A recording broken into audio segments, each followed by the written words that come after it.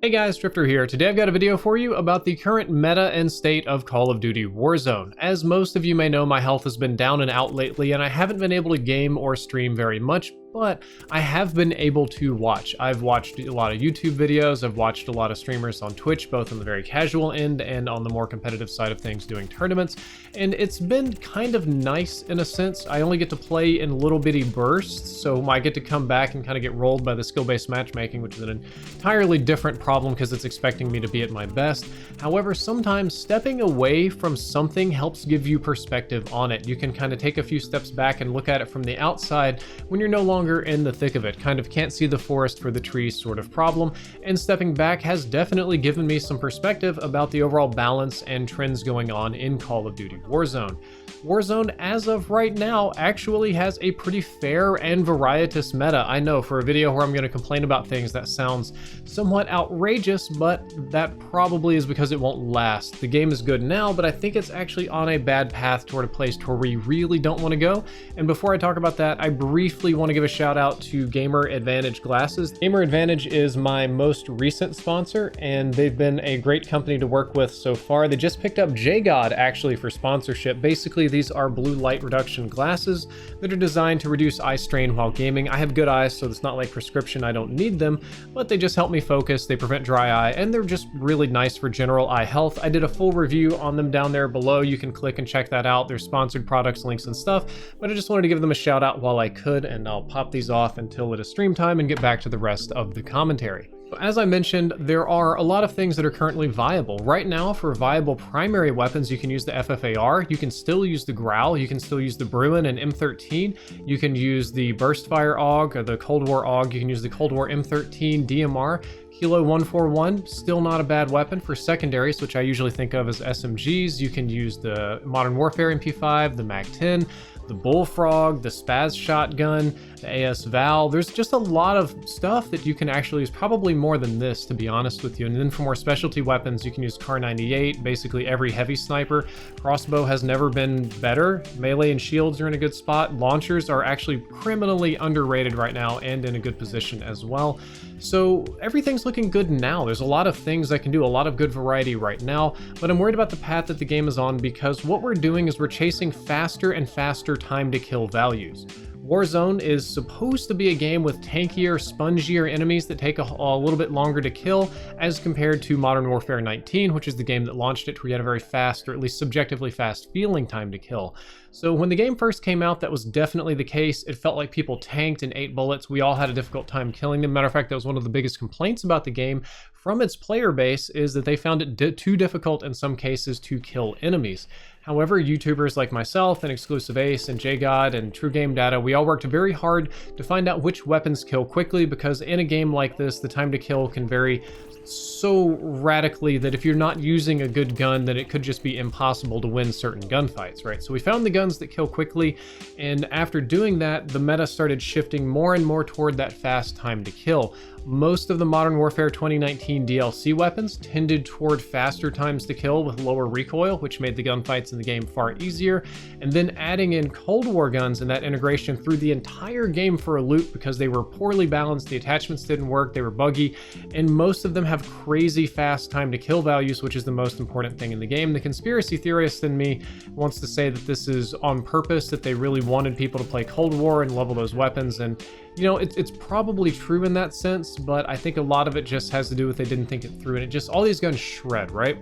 The other number 2 thing that Warzone runs on is low recoil spray tactics. The idea of just dumping bullets downstream until they stop moving. You just aim, you kind of get close and just let God sort out all the hits. That strategy has worked very well in the beginning, and it continues to work very well now.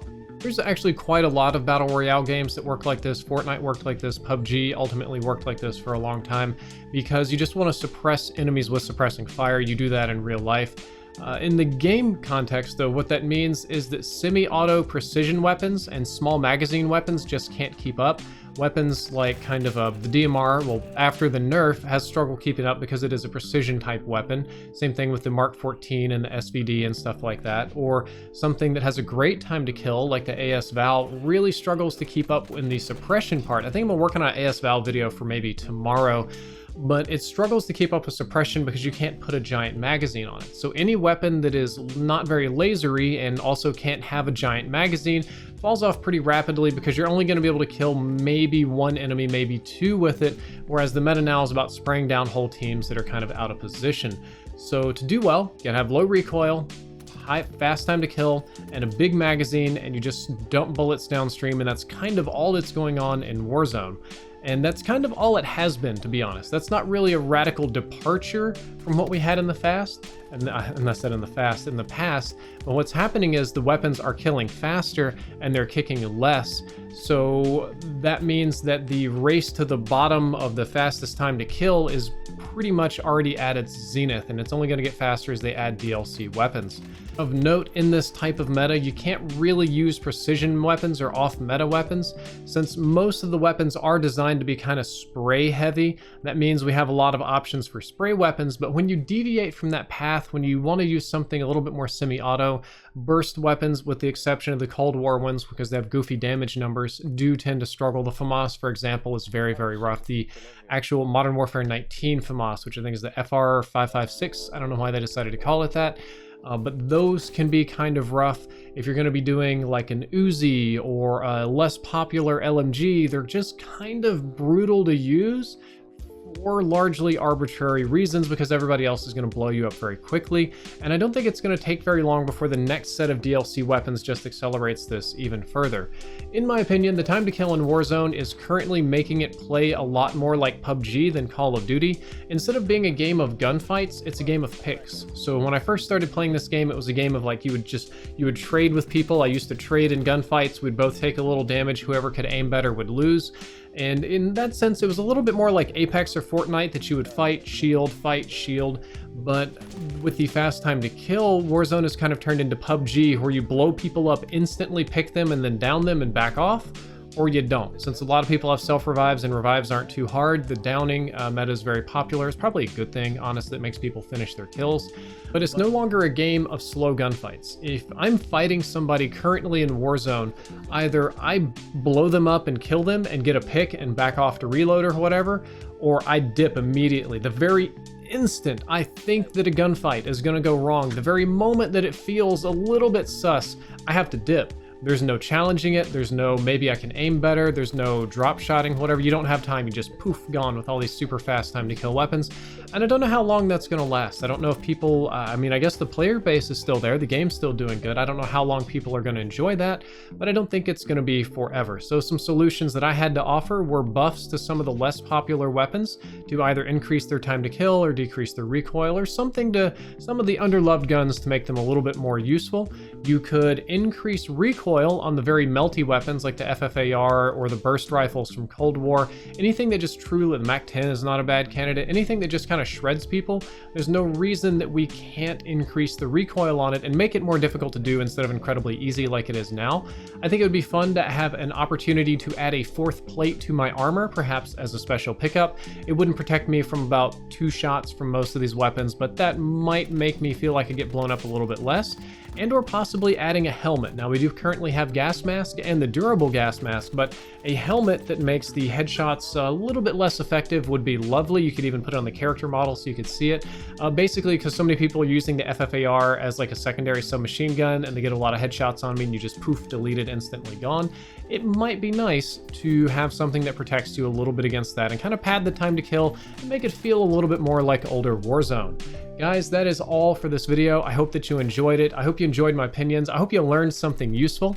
If you did, don't forget to like, favorite, and subscribe. And of course, be sure to check out Gamer Advantage. I linked them down there in the description. Come on, glasses, focus. Oh man, autofocus is being so uncooperative right now. But I'll pull these back. You'll probably see me wearing these tonight on stream. And do check out my sponsor. Drifter out. Oh, I almost forgot. Something very fun happened when I played my first game with randoms. I turned on open mic for the first time and was serenaded by the song of Xbox Live. I just now found this while I was going through Premiere and editing everything, and I thought that you would all find it very funny. Sniper gang, yeah. We come in bang. Yeah. Don't stop what we do. This is our thing, yeah. We come in bang, yeah. We got these chains, yeah. We ain't gonna stop. We cause we drop, we are insane, yeah. I'm coming in running it like a running back, yeah, I'm a running man and I'm doing this forever now. Nah,